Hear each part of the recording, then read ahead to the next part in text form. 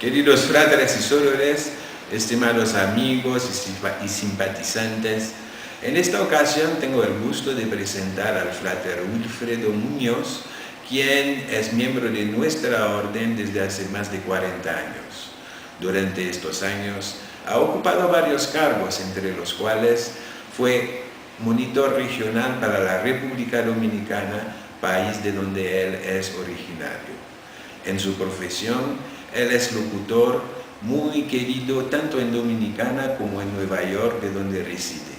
En esta ocasión también, desde la esquina más emblemática de Nueva York, Times Square, él nos va a presentar su conferencia titulada Los medios de comunicación en la espiritualidad. Los dejo en presencia de Wilfredo. Adelante. Muchas gracias, venerable maestro, por invitarme a esta videoconferencia. Es un placer compartir conocimiento con los fratres y sorores, así como los invitados que en este momento están conectados en la red. También quiero agradecer al frater Gilberto Ramírez, monitor regional del área de Nueva York, por su cooperación a esta actividad. Permítanme dividir esta exposición en tres partes. La primera, mi experiencia en los medios de comunicación. La segunda, nuestra militancia activa en la Orden Rosacruz.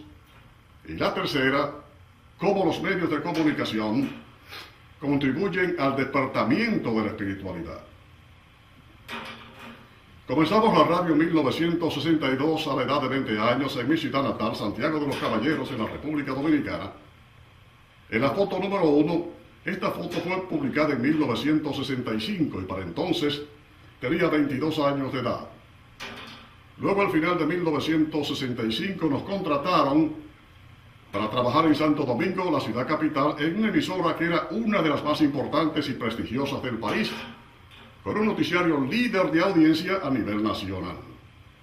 En cierto modo, esta fue una decisión atrevida porque sin tener mucha experiencia en lectura rápida de noticias, enfrenté el desafío que me convirtió en uno de los locutores de planta del noticiario número 1 del país. Los dominicanos saben lo que fue Radio Mil informando en esa época, por cierto, muy turbulenta políticamente hablando. Pero este cambio brusco y el exceso de trabajo me producía mucho estrés porque participaba en 3 emisiones diarias de noticias con un total de 5 horas al día y además participaba en cerca de 3 horas de programas musicales con muy pocos días libres. Este tren de trabajo se prolongó por más de 10 años y el estrés acumulado me produjo desgaste físico que puso en riesgo no solo mi carrera en la radio, sino la salud, porque mi sistema digestivo se resintió de tal manera que los alimentos que consumía se mantenían por varias horas en el estómago, produciendo fermentación que a su vez me provocaba náuseas y vómitos con frecuencia, así como desnutrición.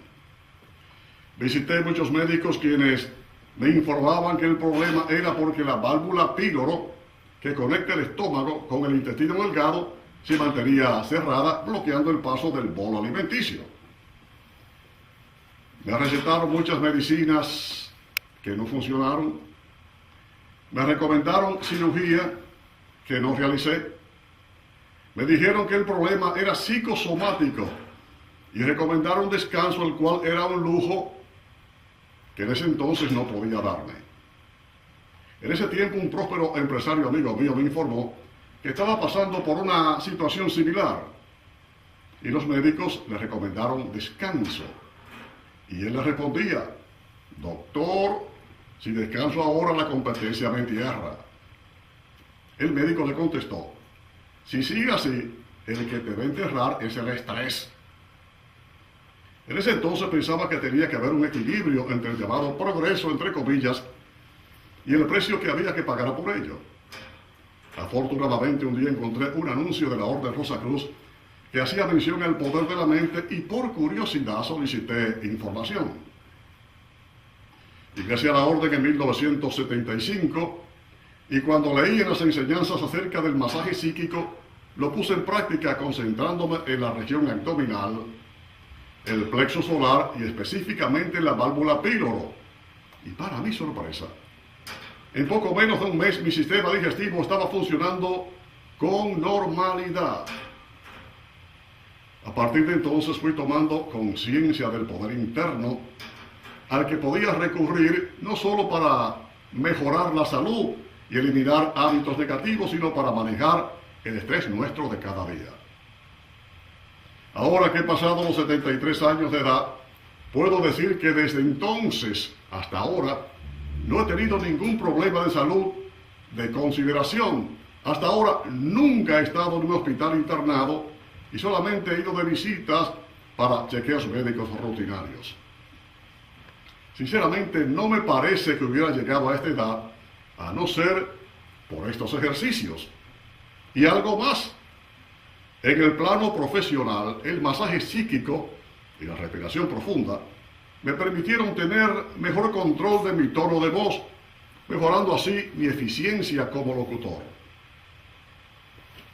Recuerdo que en una ocasión tenía que grabar un comercial en el cual tenía que hacer una inflexión de voz que por más que lo intentaba no me salía bien. Le dije al técnico de grabación, voy un momento al baño.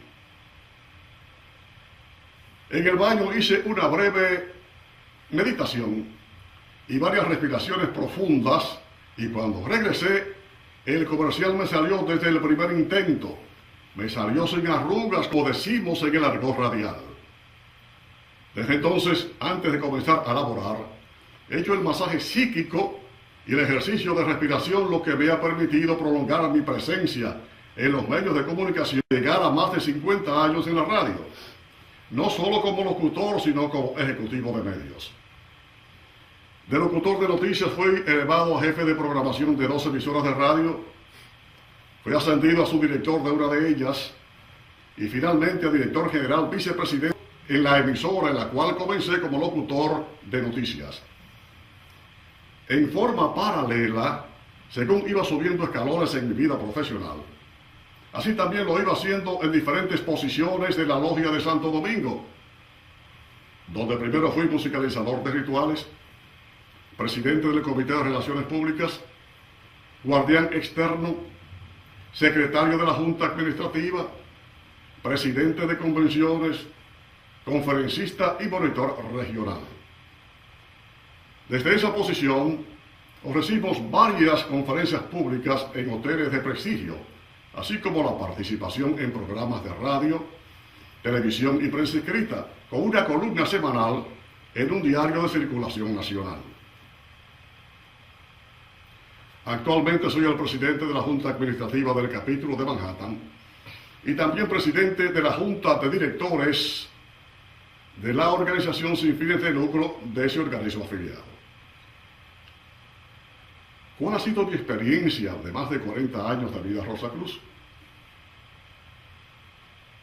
Según fui progresando en los estudios Rosa Cruz, se fue produciendo una revolución en mi forma de pensar, debido a que yo era muy escéptico en cuestiones religiosas y espirituales. Para mí era incompatible conciliar la idea de un Dios justo y misericordioso con el Ser Supremo que castiga con el fuego eterno a quienes no les obedecen. De igual manera cuestionaba la existencia de un Dios omnipresente que está en todas partes, todopoderoso que todo lo puede y omnisapiente que todo lo sabe. Por lo tanto, debía saber de antemano el resultado de las difíciles pruebas de obediencia que exige a los creyentes. Para mí, esas actitudes no debían ser de un Dios de amor, sino propio de caprichos humanos. Pero cuando comencé a estudiar el tema del concepto de Dios, como lo enseña la Orden Rosa Cruz, mi forma de pensar cambió gradualmente. Me fue fácil asimilar que, si bien es cierto que la comprensión del Ser Supremo o mente cósmica universal está muy por encima de nuestro entendimiento, lo mejor que podemos hacer es elaborar creencias por lo menos para entender un poco lo que no tenemos la capacidad de asimilar del todo. Es así como el hombre primitivo, al no tener la menor idea de cómo se forman los truenos, los rayos, los terremotos, los volcanes. Tenía la creencia de que estos fenómenos eran la furia de un ser sobrenatural al que había que tranquilizar haciéndole algunas ofrendas o algún sacrificio. Así nació el concepto animista, que tuvo su origen en las primeras tribus africanas. Luego vinieron otros como el deísmo, el teísmo, el politeísmo, el antropomorfismo, el misticismo panteísta de las organizaciones esotéricas. El concepto místico panteísta de la existencia del todo tuvo gran impacto en el desarrollo de mi comprensión, así como las enseñanzas de la Orden Rosacruz acerca de las vibraciones cósmicas universales, que son infinitamente grandes, el macrocosmos, y sus manifestaciones en la materia y la energía, que son infinitamente pequeñas, el microcosmos. Y el término infinito significa que no tiene ni principio ni final, de lo cual hablaremos más adelante. A este nivel, la metafísica y el misticismo empezaron a interesarme de tal manera que adquirimos la colección completa de libros de la Orden Rosacruz y otros más. El libro La vida mística de Jesús me ofreció una visión diferente del Jesucristo que tradicionalmente se enseña. Del libro El envenenamiento mental comprendimos cómo influye la sugestión y la autosugestión en los efectos psicosomáticos, así como los fenómenos psíquicos y de percepción extrasensorial, como se conoce en parapsicología. Mi interés en la parapsicología se despertó porque para ese tiempo había un familiar cercano que producía algunos fenómenos extraños, como el desdoblamiento de su personalidad, donde se le manifestaban o se le montaban, como se dice popularmente, supuestos espíritus de personas que ya habían fallecido. En lenguaje de parapsicología, este fenómeno se conoce como prosopopesis, según el tratado sobre este tema escrito por el investigador francés René Soudré, quien en forma estadística y documentada confirma la observación de esta y otras manifestaciones paranormales. De las manifestaciones extrañas observadas en nuestro familiar y de las referencias históricas del citado Tratado de Parapsicología salió mi primera conferencia titulada La historia de la parapsicología, la cual fue presentada en la 7ª Convención Regional Hispanoamericana del Caribe, celebrada en Santo Domingo en 1981. Previamente, en 1980 habíamos participado en el seminario La interpretación científica de los sueños ofrecido por la Universidad Rosacruz. De lo aprendido en este seminario, en 1981 presentamos una conferencia acerca de los sueños en un prestigioso hotel de la capital dominicana. En 1983 participamos en la 9ª Convención Hispanoamericana del Caribe con la conferencia Infierno o Reencarnación, la cual también fue presentada en la 2ª Convención Regional de New York, New Jersey en 1984. En honor a la verdad, esta conferencia fue motivada por una entrevista radial a un mentalista brasileño a quien le preguntamos: ¿por qué la cultura occidental no acepta la reencarnación? Con amplio conocimiento del tema, ofreció muchas referencias históricas y estadísticas, las cuales verificamos por diferentes vías. Es así como llegamos a comprender que la población mundial sobrepasa los 7.000 millones de habitantes y que los continentes más poblados son Asia, con más de 4.500 millones, África, poco más de 1.000 millones, América, con 1.000 millones, Europa, 780 millones, Oceanía, con 38 millones. En términos globales, si sumamos los habitantes del mundo occidental, que solamente comprende Europa, América y otros territorios menores, la población en conjunto apenas llega a 2.000 millones, que es una minoría en comparación con el resto de la población mundial, en cuyos territorios habitan varias culturas y muchas de ellas predomina el concepto de la reencarnación. Principalmente en el continente asiático, que es el más poblado. Eso fue una información que me llevó a investigar en cuáles culturas mundiales el concepto de la reencarnación es aceptado y en cuáles no. Los que tienen inquietudes acerca de este tema, les recomendaría indagar por qué la evidente minoría poblacional del mundo occidental, el concepto de la reencarnación no es predominante, mientras que en otra parece ser mayoritaria. El concepto de la reencarnación me hizo comprender la aparente indiferencia del Ser Supremo ante los sufrimientos humanos. Me parece que una vez escuché a alguien decir que si no existiera la reencarnación habría que inventarla, porque es la explicación más lógica de las aparentes injusticias de la naturaleza y del principio de justicia divina, en que cada quien aprende o evoluciona por medio de su propio esfuerzo. Sin embargo, una aclaración. La Orden Rosacruz Amor sugiere la doctrina de la reencarnación como filosofía existencial de vida, pero no exige que se tenga que aceptarla como condición previa para ser admitido como miembro en esta organización, porque entiende la existencia de la pluralidad de creencias religiosas, algunas de las cuales se oponen a la idea de la reencarnación.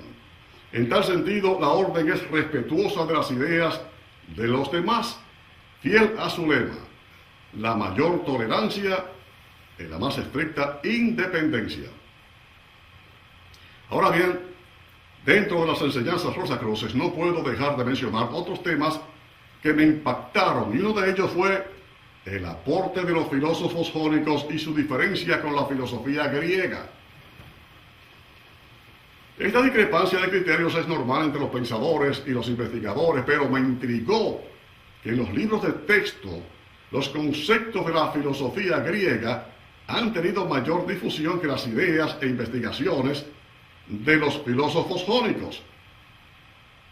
Existen muchos libros que tocan este tema y es tiempo bien empleado buscar información a este respecto para que cada quien saque sus propias conclusiones. Otro tema leccionador fue comprender cómo funciona la mente y sus tres niveles.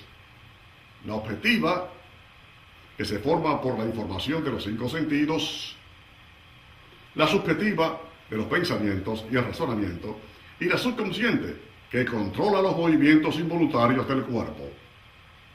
Estas funciones mentales tienen influencia en la formación de hábitos y costumbres que se convierten en rutina y con el tiempo pasan a ser la cultura de cada país.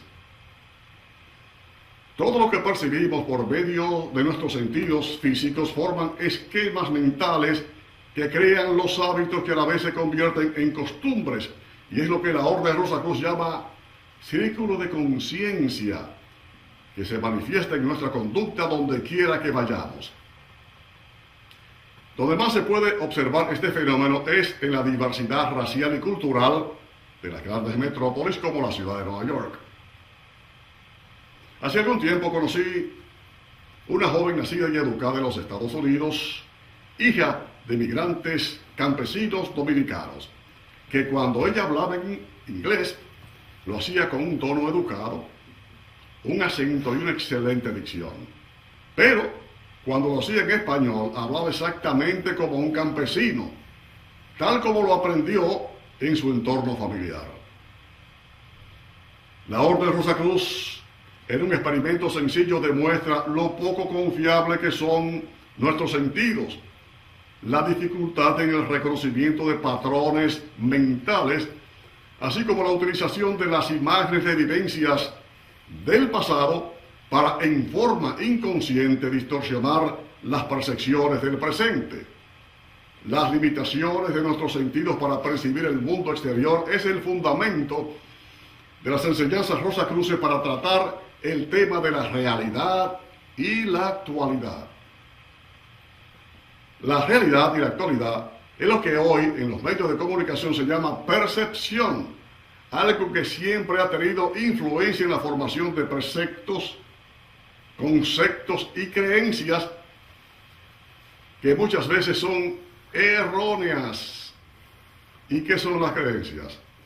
Según el diccionario de la lengua española, una creencia es un estado de la mente en el que un individuo supone verdadero el conocimiento o la experiencia que tiene acerca de un suceso o alguna cosa.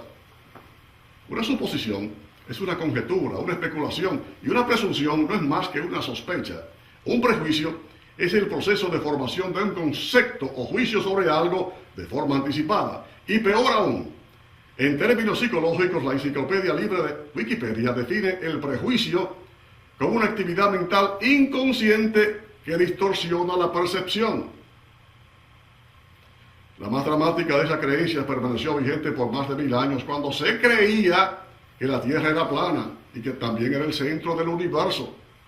Sin embargo, porque se creyera, la Tierra nunca dejó de ser redonda y mucho menos que haya sido el centro del universo. En la actualidad se sabe que la Tierra tampoco es completamente redonda, sino achatada en los polos. Esta experiencia nos enseña de que el hecho de que se crea o no se crea en algo en nada afecta la existencia o no existencia de ese algo. Desde el punto de vista Rosacruz, la realidad o la percepción es lo que se cree que es, y la actualidad es lo que realmente es. Tomando como base esta premisa, las religiones tienen diferentes creencias del Ser Supremo. Y algunas sostienen que son las únicas autorizadas por Dios para difundir sus enseñanzas. También postulan que los humanos no estamos capacitados para entender las cosas divinas. Por su parte, desde el punto de vista científico, los astrónomos tienen diferentes percepciones del cosmos. Algunos creen haber descubierto una partícula subatómica que han bautizado con el nombre del bosón de Higgs, o la partícula de Dios como también le llaman, porque tiene la propiedad de estar en todas partes al mismo tiempo. Pero otros especulan que esta percepción no coincide con la posible existencia de la llamada materia negra del universo o la antimateria. Otros le llaman la energía oscura. El año pasado se otorgó el Premio Nobel de Física a un canadiense y a un japonés porque demostraron que los neutrinos, que también son partículas subatómicas, sufren cambios que los hacen viajar más rápido que la velocidad de la luz. Un descubrimiento que desafía un postulado aceptado por más de 100 años por la comunidad científica que sostiene que nada en el universo viaja más rápido que la velocidad de la luz. Ahora resulta que los neutrinos sí pueden hacerlo.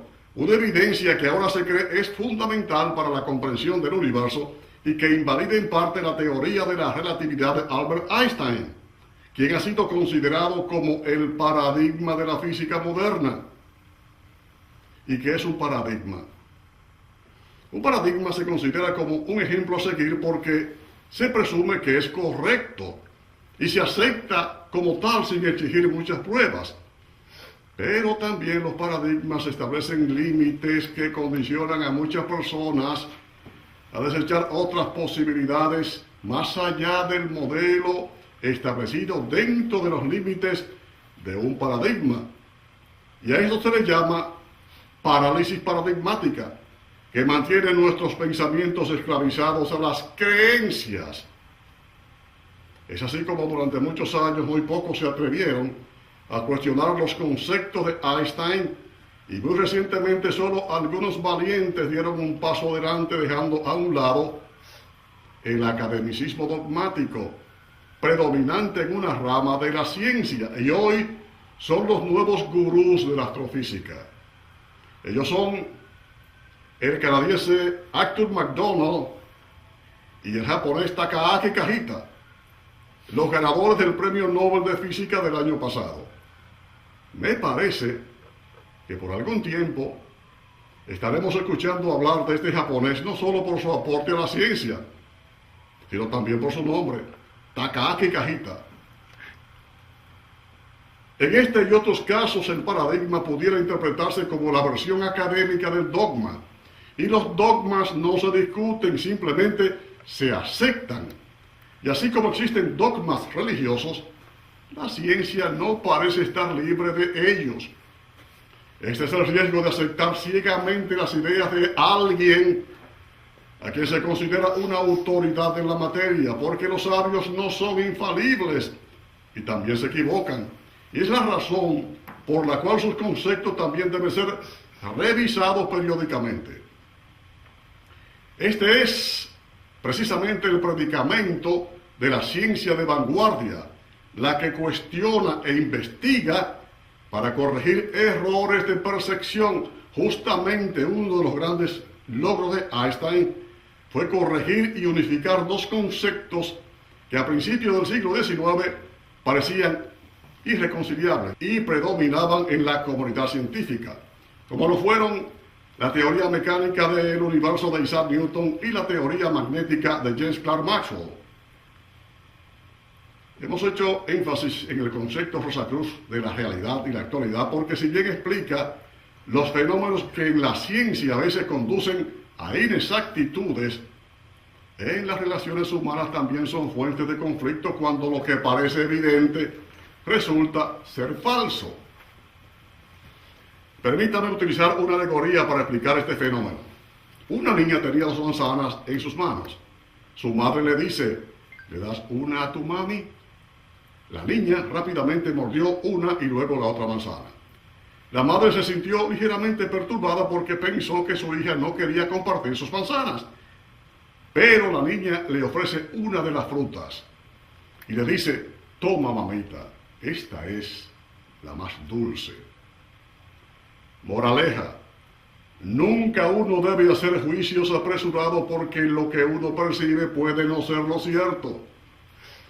Nunca debemos llevarnos por las apariencias, es decir, con nuestras percepciones, porque muchas veces son engañosas. A este respecto, el futurólogo Joel Barker, en su técnica de motivación, cita otra alegoría para explicar cómo las percepciones muchas veces provocan malos entendidos. Relata que en cierta ocasión un joven conducía su automóvil deportivo último modelo por una estrecha carretera cuando antes de tomar una curva observa que en vía contraria viene otro automóvil en forma zigzagueante directamente hacia él.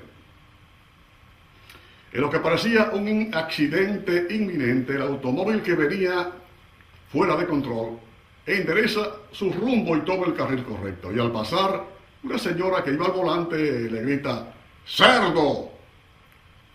El joven le contesta, ¡vaca gorda! ¿Cómo esa vieja loca se atreve a insultarme si ella era la que venía conduciendo en forma temeraria? Se preguntó el joven conductor. Furioso, aceleró su vehículo y al tomar la curva, chocó con un cerdo. Fue entonces cuando comprendió que la señora le estaba advirtiendo que después de la curva había un cerdo en medio de la vía. Él percibió la advertencia como un insulto y respondió con otro insulto. Algo muy común entre nosotros los humanos. Y peor es cuando una persona percibe una advertencia como una amenaza y actúa en consecuencia, provocando confrontaciones y conflictos que hacen difícil las relaciones humanas. Otra variante de la percepción pudiera ser la empatía como paso previo a una buena comunicación. ¿Y qué es la empatía? En las relaciones humanas es el estado afectivo entre una o varias personas en lo cual los sentimientos y las emociones permiten un buen nivel de comprensión.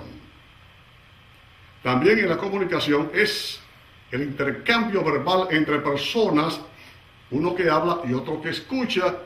Si el que habla utiliza un lenguaje que el que escucha no interpreta correctamente, se pierde la comunicación. Un ejemplo, en cierta ocasión, un hipnotista trataba de inducir a un sueño hipnótico a una persona. Una persona poco educada y le ordena que cierre los párpados. La persona se mantenía con los ojos abiertos por más que el hipnotizador insistía.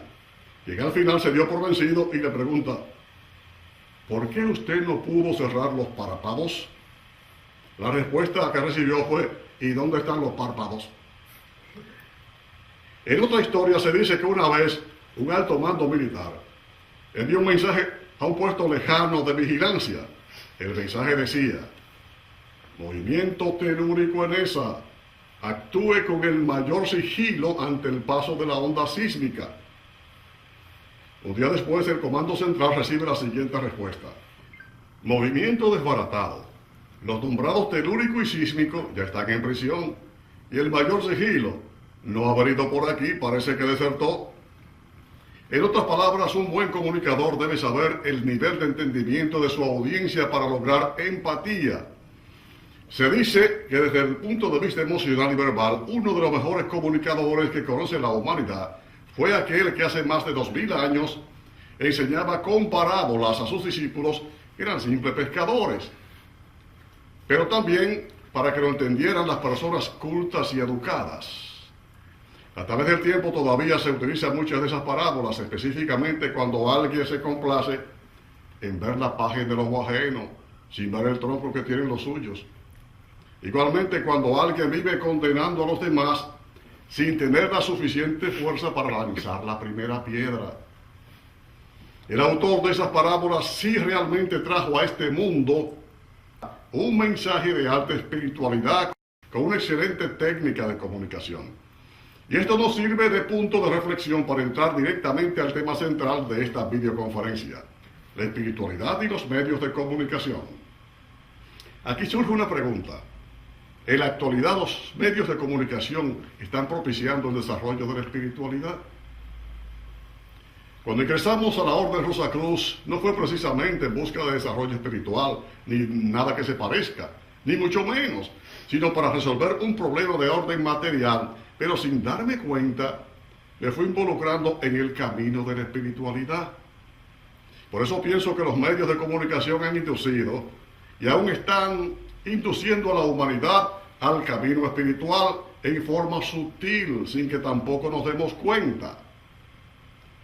Cuando en 1440 Johannes Gutenberg inventó la imprenta, se dice que la Biblia fue el primer libro que imprimió, y prácticamente a partir de entonces comenzó en el mundo occidental la difusión pública de los mensajes espirituales contenidos en este libro sagrado. Los árabes conservaron muchas de la literatura que contenía el conocimiento de culturas antiguas, especialmente el libro El Almagest, escrito en el siglo II de nuestra era por Claudio Ptolomeo de Alejandría, que produjo el mayor aporte al despertamiento cultural y espiritual de Europa, como lo fue el Renacimiento. Luego de un prolongado letargo de más de 1200 años en el viejo continente. A principios del siglo pasado, el doctor Harvey Spencer Lewis difundió en América los primeros mensajes radiales de la Orden Rosacruz, con una voz microfónica propio de un locutor mejor que la mía. Dirigió programas interactivos de radio que fueron muy populares en Tampa, Florida. Igualmente, desde el Parque Rosacruz, en San José de California, transmitía los domingos un programa de radio llamado La Iglesia Prístina. Sus conocimientos de publicidad le permitieron redactar folletos, revistas y libros que dieron a conocer el concepto Rosacruz en todo el mundo. Este fue otro aporte de la relación entre los medios de comunicación y la espiritualidad. Lo mismo podríamos decir de lo que hoy en día hacen las diferentes denominaciones religiosas, que tienen emisoras de radio, televisión y otros medios escritos, los cuales de alguna manera ayudan a la expansión de la espiritualidad. Pero en el presente, el desarrollo tecnológico ha provocado una revolución en la comunicación de masa. Con una computadora, un teléfono celular o una tableta digital se producen contactos directos, visual y verbal, entre personas sin importar la distancia. ¿Pudiera esto interpretarse como una forma de la proyección de la conciencia? Ahora mismo en esta videoconferencia estamos conectados miles de personas, al igual que millones en todo el mundo se enlazan en la red compartiendo la información depositada en la memoria de un banco de datos. Tal como lo visualizó Carl Gustav Jung, que definió como un hipotético lugar donde debía estar depositada toda la información de las experiencias de la especie humana. Algo parecido a una red cibernética que conecta millones de computadoras en todo el mundo. ¿Pudiera esto considerarse como una versión mecánica de lo que los místicos llaman los archivos akáshicos? Hoy en día la humanidad está viviendo un momento estelar con el desarrollo de un tipo de visión global con millones de cámaras instaladas en computadoras portátiles, creando una mente mundial, y todo lo que es conocido por una sola persona ahora está disponible para todo el mundo, produciendo una reacción en cadena que influye en la actividad humana. Desde el punto de vista comercial, en los últimos años las empresas de más rápido crecimiento económico están relacionadas con la red cibernética. Microsoft, Apple, Facebook, WhatsApp, Amazon, en poco tiempo han alcanzado una cotización superior a las de muchas corporaciones que por décadas dominaron el mercado de valores de Wall Street y los centros financieros mundiales. Facebook fue creada en el año 2004 y ya ha alcanzado un valor de mercado de más de 300 mil millones de dólares, superando la General Electric, que fue fundada en el año 1890. Óigase bien, en tan solo 16 años, Facebook ha desplazado a una de las corporaciones que por más de 125 años estuvo dominando el mercado de valores, y esto es sencillamente espectacular. Lo mismo está ocurriendo con otras facetas de la vida. En astronomía, la tecnología actual ha posibilitado que se construyan plataformas espaciales alrededor del planeta para observar el espacio exterior, así como telescopios electrónicos sofisticados que escudriñan todos los rincones del universo observable para fotografiar el medio ambiente de otros mundos, lo que le ha permitido descubrir que los elementos físicos se organizan de forma diferente en otros planetas. Por ejemplo, el metano en la Tierra es un gas, en Titán es un líquido, como el agua, y allí existen ríos y lagos de metanos, según se ha descubierto últimamente. Titán es una luna de Saturno de los más de 200 satélites que tiene ese planeta. Ya se tiene idea de cómo se forman los planetas, las estrellas, los soles, las galaxias y el papel que juegan los asteroides y cometas que orbitan nuestro sistema solar. El proyecto Rosetta recientemente hizo descender una sonda en uno de esos cometas, luego de una trayectoria de más de 10 años, que más bien parece un relato de ciencia ficción. En biología, es extraordinario el descubrimiento de un minúsculo animalito que han llamado tardígrado o el oso de agua, que sobrevive a las radiaciones del espacio exterior, donde se creía que no podía prosperar ninguna forma de vida. También sobrevive a las temperaturas extremas de nuestro planeta, como los cráteres de los volcanes y las gélidas temperaturas del Polo Norte y la Antártida. En biotecnología ya se conoce cómo nuestros padres, abuelos y bisabuelos, por medio del código genético, el ADN, las células madres y el genoma humano, nos transmiten ciertos rasgos físicos, los cuales a su vez transmitimos a nuestros hijos, nietos y bisnietos en una especie de reencarnación biológica, porque no solo se transmiten los rasgos fisonómicos, sino algunas tendencias de carácter y de personalidad, y posiblemente algo más. Toda esta información ya se puede archivar en una base de datos, en un archivo cibernético que permite rastrear nuestros antepasados lejanos para corregir algunos defectos genéticos en nuestros descendientes. En definitiva, tanto en el presente como en el pasado, los medios de comunicación han hecho aportes importantes al desarrollo espiritual de la humanidad y lo seguirá haciendo en el futuro. Ahora bien, sería sensato pensar que los rosacruces debemos mantenernos fuera de estos avances tecnológicos. Nuestra opinión es que debemos conservar la iniciativa del Dr. H. Spencer Lewis de utilizar los medios electrónicos de su época para promover la Orden Rosacruz. Y en el presente la red cibernética es un canal ideal para mantener vivo ese legado.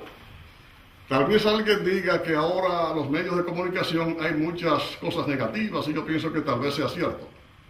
Pero también es muy cierto que tienen cosas positivas, porque nada es tan malo que no tenga algo bueno. y viceversa. Aquí también se manifiesta el concepto de la lucha de los opuestos que son necesarios para que haya manifestación, como lo enseña la Orden Rosacruz. La lucha de los opuestos, lo positivo y lo negativo, la acción y la reacción, también conocida científicamente como la tercera ley de Isaac Newton, lo que llamamos lo bueno y lo malo es parte de la naturaleza y por ende son parte del todo, según lo expone la ontología Rosacruz. Y el todo incluye lo bueno, lo malo y lo feo, si no, no fuera el todo. Desde el punto de vista científico, el concepto del todo fue expuesto en los años 80 por el astrónomo Carl Sagan en su libro Cosmos, el cual luego fue llevado a una serie de televisión. Carl Sagan sostenía que el cosmos es todo lo que existe, todo lo que fue y todo lo que será. Este enunciado fue ratificado recientemente por Neil deGrasse Tyson, uno de sus discípulos, en la versión actualizada de la misma serie. En resumen, el cosmos o el todo no es bueno ni es malo, simplemente es lo que es la actualidad, es el ser, y el ser nunca ha tenido principio, ni tampoco final, porque siempre ha sido. Los humanos, con nuestra mentalidad limitada, somos los que interpretamos lo bueno o lo malo de acuerdo a nuestras creencias, nuestras expectativas y nuestros intereses personales, porque lo que es bueno para uno puede ser malo para otros, y lo que es malo en el presente, en el futuro, puede que no lo sea. Si solo pensamos en forma negativa, nos entonamos con las fuerzas negativas del todo. Y si por el contrario elevamos nuestro nivel de pensamiento hacia cosas positivas, también atraemos cosas positivas. Todo depende de nuestras actitudes porque somos parte del cosmos y la misma inteligencia que rige el universo también está dentro de nosotros. ¿Y cómo funciona esta inteligencia dentro de nosotros? Sin que nos demos cuenta, como ocurre en las cosas más importantes de nuestra existencia, esa inteligencia controla todos los movimientos involuntarios del cuerpo, como son las funciones vitales de nuestros órganos internos. El corazón, que bombea unos 10.000 litros de sangre al día, una red de más de 96.000 kilómetros de venas y arterias por todo el cuerpo. Los pulmones, que cargan con oxígeno los glóbulos rojos y la fuerza vital de vida con la energía que necesitamos para nuestro funcionamiento. Los ojos, que captan 1 millón de fotografías diariamente y hacen los ajustes necesarios de luz, color y distancia con más exactitud que la más moderna cámara digital. El hígado, que combina los nutrientes que ingerimos para fabricar la sangre y de ahí los tejidos, los huesos, los dientes, los músculos, con más precisión que el más moderno laboratorio fabricado hasta la fecha. Pero si esto es asombroso, lo más espectacular está en el genoma humano, con el código genético, donde están las instrucciones precisas para la formación de los órganos de un feto y ponerlos a funcionar durante el resto de su vida. Todo esto evidencia una inteligencia que los controla y los hace funcionar. Precisamente hablando del código genético, el premio Nobel de Química del año pasado fue otorgado a 3 investigadores que han descubierto cómo las células del cuerpo reparan el ADN afectado por las radiaciones ultravioletas, los radicales libres y otros agentes cancerígenos. ¿Y de dónde las células han obtenido el conocimiento para hacer todo lo que hacen? Hay un chiste en la red cibernética, que relata que un ángel le dice a Dios: Señor, acaban de descubrir el genoma humano en la Tierra. Dios responde: ¡ah, caramba! Estos benditos hackers robando información otra vez. Voy a tener que volver a cambiar la clave. La Orden Rosacruz sostiene que las funciones involuntarias del cuerpo humano están dentro del control de la mente subconsciente y esta a su vez está relacionada con la conciencia cósmica universal. Es el poder interno que todos tenemos y que podemos utilizar para nuestro bien o para nuestro mal. Si lo usamos indebidamente, sufriremos las consecuencias. Si por el contrario lo usamos adecuadamente, recogeremos los frutos de acuerdo a la ley de causa y efectos. Si los resultados de nuestras acciones producen efectos negativos, debemos revisarlo porque en algo estamos fallando. Y es lo que llamamos el karma, que no viene siempre de lo que hicimos en otras vidas, sino de lo que estamos haciendo aquí y ahora, en esta vida. Es lo mismo que el uso indebido de los medios de comunicación, porque tenemos la opción de seleccionar lo que deseamos ver y escuchar de acuerdo a nuestro criterio de libre albedrío. Si yo sintonizo un programa de radio, de televisión o pertenezco a una red social de internet que no me aporta nada y no me siento a gusto, simplemente puedo cambiar de canal, de emisora de radio o de una red social y busco una que esté de acuerdo con mi forma de pensar. A este respecto quiero traer un relato que tal vez habrán escuchado alguna vez, pero lo contaré por si acaso. Se trata de un anciano que está con su nieto a la vera de un camino, en la cercanía de un pueblo cercano, cuando un viajero montado en un caballo le pregunta: ¿cómo es la gente de ese pueblo? El anciano contesta: primero, dígame, ¿cómo es la gente de donde usted viene? El jinete responde: muy buena, yo lamento haber tenido que salir de allí. El anciano responde: pues posiblemente usted va a encontrar ese mismo tipo de gente en ese pueblo. Al poco rato se acerca otro jinete que le hace la misma pregunta y el anciano responde de la misma manera. El jinete dice: son unos malvados, yo me alegro de haber salido de allí. El anciano responde: pues posiblemente usted va a encontrar ese mismo tipo de persona en ese pueblo. El nieto, que estaba escuchando, pregunta: abuelo, ¿y por qué usted le dijo dos cosas diferentes a esas personas? La respuesta fue: porque cada quien encuentra lo que tiene dentro de sí. En otra historia se dice que en una ocasión un hombre elegantemente vestido le entrega una canasta a un pordiosero, quien pensó que se trataba de un buen regalo, pero al abrir la canasta se dio cuenta que solamente tenía basura. El pobre hombre, en lugar de sentirse burlado, limpió la canasta, la llenó de flores y se la devolvió a su donante, quien asombrado le preguntó: ¿por qué me has dado flores si yo solamente te di basura? El pordiosero le respondió: porque cada quien puede dar o recibir lo que tiene en su mente. Esto no solo se aplica a los medios de comunicación, sino a los fenómenos de interpretación y de interacción humana. Cada quien expresa lo que está de acuerdo con su forma de pensar y actuar. La clave es tratar de controlar nuestras acciones y no dar paso a los pensamientos negativos y destructivos. No importa por la situación de pesar, de calamidad o de penuria que estemos sufriendo, porque si desde el punto de vista espiritual aceptamos la premisa tradicional de que fuimos creados a imagen y semejanza de Dios, entonces el Ser Supremo no debe estar creando inútiles ni fracasados.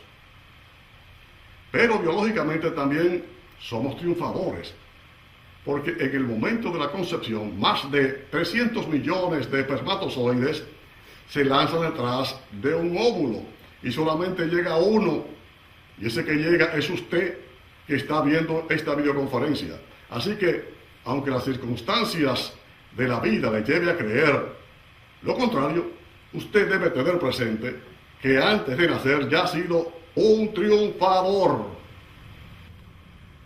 Para finalizar, quiero dejar en sus mentes un pensamiento de Albert Einstein para cuando nos abaten los llamados problemas de la vida. El pensamiento dice, citamos: no pretendamos que las cosas cambien si siempre hacemos lo mismo. La crisis es la mejor bendición que puede sucederle a personas y países, porque la crisis trae progreso.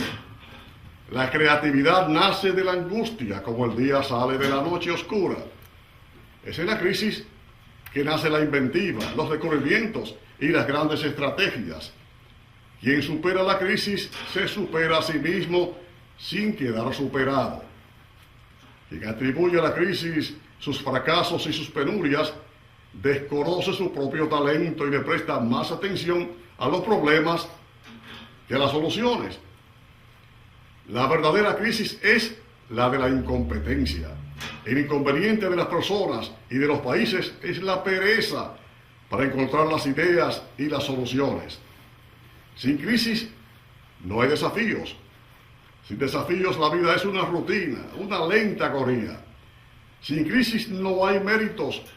Es en la crisis donde sale lo mejor de cada uno, porque sin crisis todo viento es caricia. Hablar de crisis es promoverla y callar es exaltar el conformismo. En vez de eso, trabajemos duro. Acabemos de una vez con la única crisis amenazadora. Es la tragedia de no luchar para superarla. Muchas gracias. Queridos fratres y sorores, estimados amigos y simpatizantes, les agradezco su asistencia y a ti, Wilfredo, te agradezco también esta excelente conferencia y esperamos que no sea la última y que pronto te podamos ver otra vez dándonos una magna conferencia por este sistema Webex. Gracias a todos.